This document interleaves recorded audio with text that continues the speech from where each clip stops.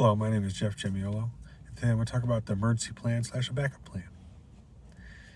Seems kind of odd to talk about a backup plan or emergency plan, but I think everyone should have multiple backup and emergency plans. The original topic was supposed to be a backup plan, but I thought I'd also incorporate an emergency plan in this because I think everyone should have one. Emergency plan is like, well, what happens if a tornado happens? Where do we meet? From a family perspective, we meet at one city over, or do we whatever? You should have a plan. You should have a little bit of funds, because if you don't have a plan, well, it's going to go like you don't have a plan, which usually means not very well.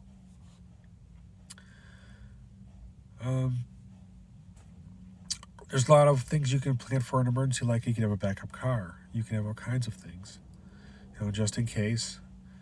Usually I keep 30 days worth of food and water in a car. I'm originally from Buffalo, so you always have 30 days worth of food in the house, because Lord knows when they're going to plow the streets next from snow. So you literally had to live in your house for a week or two. Wasn't uncommon every year, every snow season. Now, when I refer to a backup plan, I think everyone should have a backup plan. I'm a computer software engineer. I work with computers. I'm a geek. I have skills. Over the years, I've developed skills that are non-technical or non-electricity or non-whatever. Example is, I can go garden. I can grow food.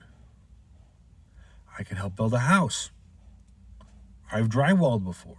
I've ran electricity. I've ran pipes.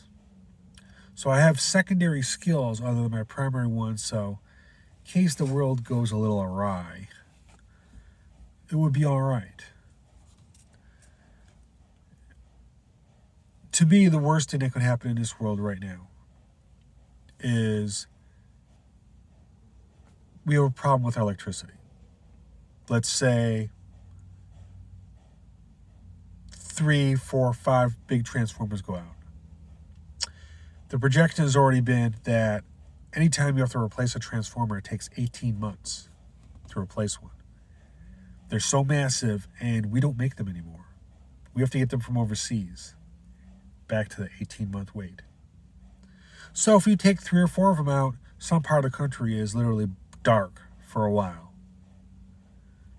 I don't know about you, other than the fact of having no electricity, people will freak out.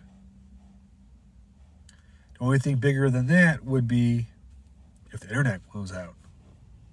Even though the internet does use electricity, if the internet went out, a different weirdness happens, because if the internet went down, most credit cards wouldn't work.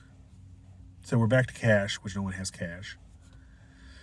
We're back to people are bored because, they used to scroll.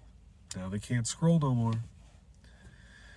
So what's the next thing to do? Usually mischief.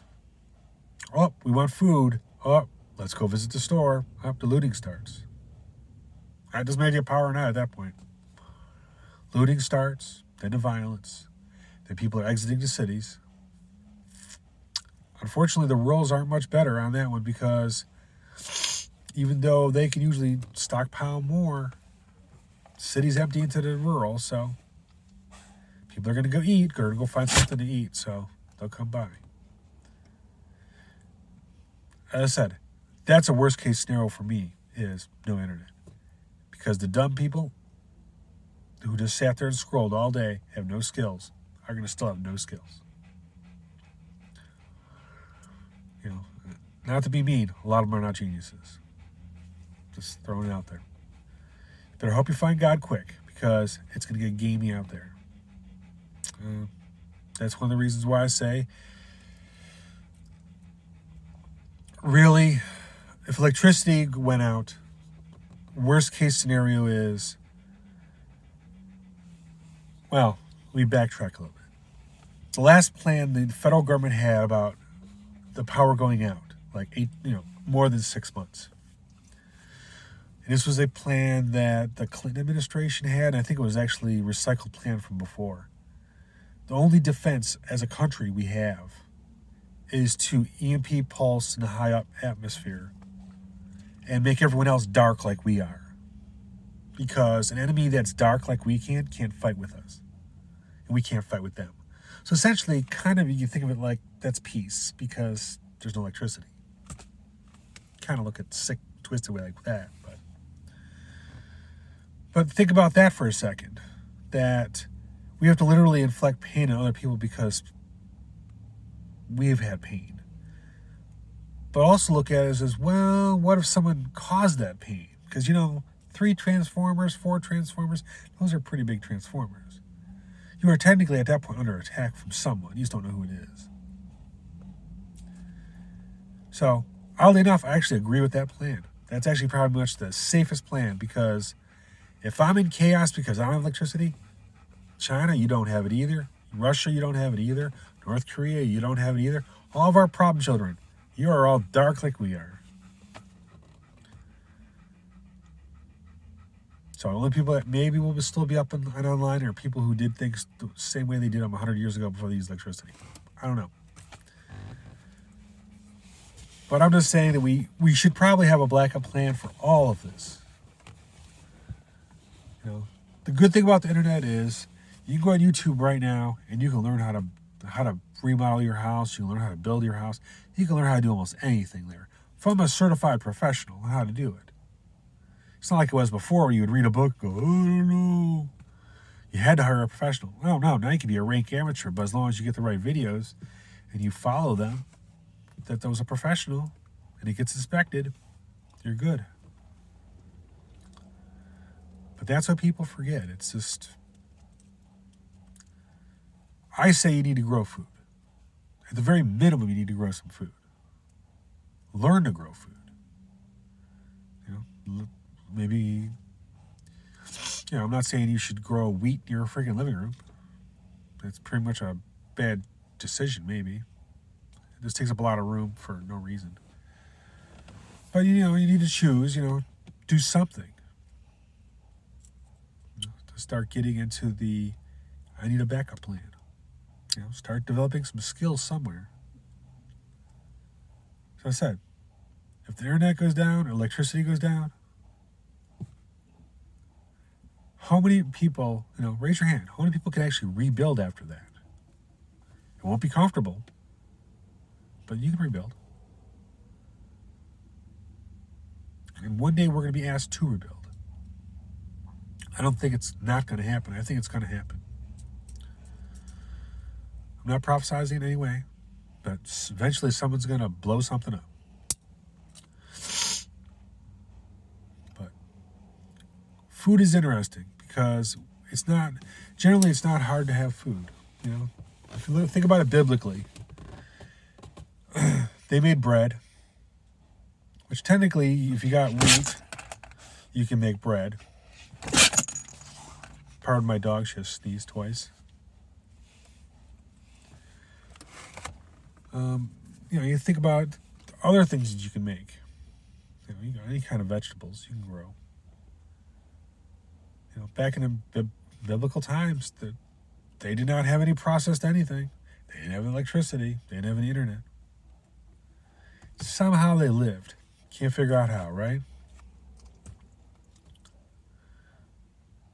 Just like some people go over and say, well, that was a simple life. I go, excuse me?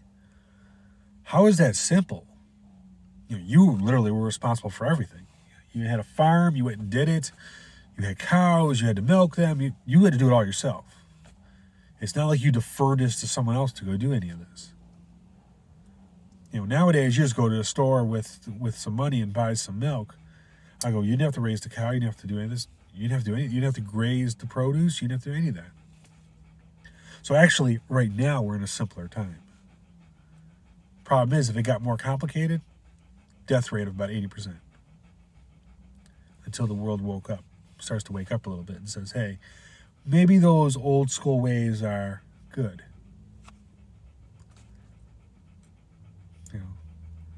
America traditionally has fed the world with its wheat. Just throwing it out there. Generally, historically, whenever Russia used to have problems with their wheat, we would give them wheat. Give them or sold them, which one you want to go. We've always been very, very generous with our food because we understand what it's like to not have food. The real question I have is, how many people are going to be compassionate to us when we don't have food? I suspect it'll be a real small list. And I'll suspect you'll be very surprised at who's on that list. I'm pretty sure it's not going to be a lot of our friends. Because our friends are not our friends. Anyway, I'm just encouraging you to go out and get some new skills, get some skills that you maybe can use elsewhere. To also maybe having a backup plan for your finances. Just figure out some way of doing a little bit of passive income just in case something happens.